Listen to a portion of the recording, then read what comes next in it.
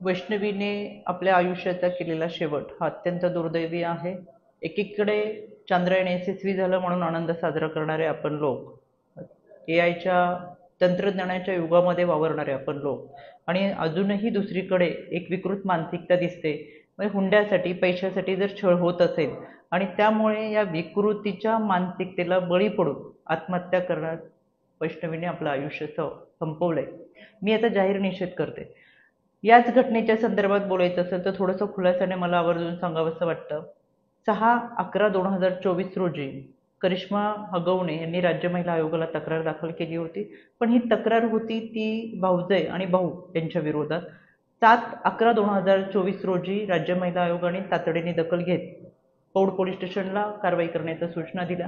पण कोणतीही कारवाई करण्यापूर्वी हा कुटुंबातला वाद होता, कुटुंबामधली समस्या होते, कुटुंबाचे प्रश्न होते आणि म्हणून ते कुटुंबामध्येच बसून सामोपचाराने मिटवले पाहिजेत अशा पद्धतीच्या सूचना पोलिसांना देत यामध्ये काउन्सिलिंग करत हा वाद मिटवण्यात आला होता आणि त्यावेळेस पौड पोलीस स्टेशनने देखील कारवाई केली होती. वैष्णवीने आत्ता जी आत्महत्या केली यामध्ये कोणत्याही पद्धतीची तक्रार वैष्णवी स्वतःकडून किंवा माहेरच्या लोकांकडून ही आयोगाला आलेली नव्हती. यामध्ये स्वतः राज्य महिला आयोगाने सुमोटो दाखल करत 19 तारखेला ही केस घेत संबंधित पोलीस विभागाला कारवाई करण्याच्या सूचना दिलेल्या आहेत.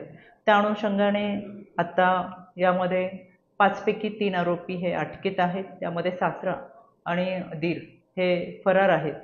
यासाठी मी स्वतः यामधील आयोग डोंगरे सर हे तपास करतात आहेत आणि या फरार आरोपींच्या तपासासाठी 4 टीम हे तैनात केलेले आहेत. त्याच्यामध्ये क्राईमचे असेल, स्वतः पोलिसांचे असेल, सायबरचे असेल आणि अँटी गुंडा टीम सुद्धा आहे जी त्यांचा तपास करते. व्यक्ती कोणत्याही पदावर असू दे, पदाधिकारी असू दे, शेवटी तो गुन्हेगार आहे. यामध्ये राजेंद्र हगवणे हे राष्ट्रवादी काँग्रेस पक्षाच्या कोणत्याही पदावर नव्हते. त्यांचा मुलगा हा संघटनेमध्ये काम करत होता. त्याच्यामुळे शेवटी गुन्हेगारी विकृतीला टेचून काढण्यासाठीची भूमिका ही राज्य महिला आयोगाची राहणार आहे. याच्यामध्ये पोलीस तपास करतात, गुन्हा नोंद झालेला आहे, कडक कारवाई केली जाईल. इथून पुढे वैष्णवी होणार नाही यासाठी मला आपल्या सर्वांना आवर्जून विनंती करायची. शेवटी ज्या पद्धतीने बालविवाहाच्या विरोधातला कायदा आहे, गर्भनिधन चाचणीच्या विरोधातला कायदा आहे, तसाच हुंडा प्रतिबंधक सुद्धा कायदा आहे. हुंडा देऊ आणि घेऊ नये यासाठी फार मोठ्या प्रमाणातल्या मोहीम ह्या महाराष्ट्रात राबवल्या जातात.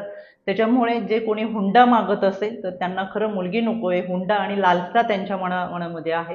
त्याच्यामुळे आपण तळहाताच्या फोडासारख्या जपलेल्या मुलीसाठी जर विवाह करत असताना कोणी हुंडा मागत असेल तर तातडीने पोलिसांकडे गुन्हा नोंद करण्यासाठी मागणी करा, कारवाई करा आणि खऱ्या अर्थानं या कायद्याच्या चौकटीतून कायदा अधिक सक्षम आहे.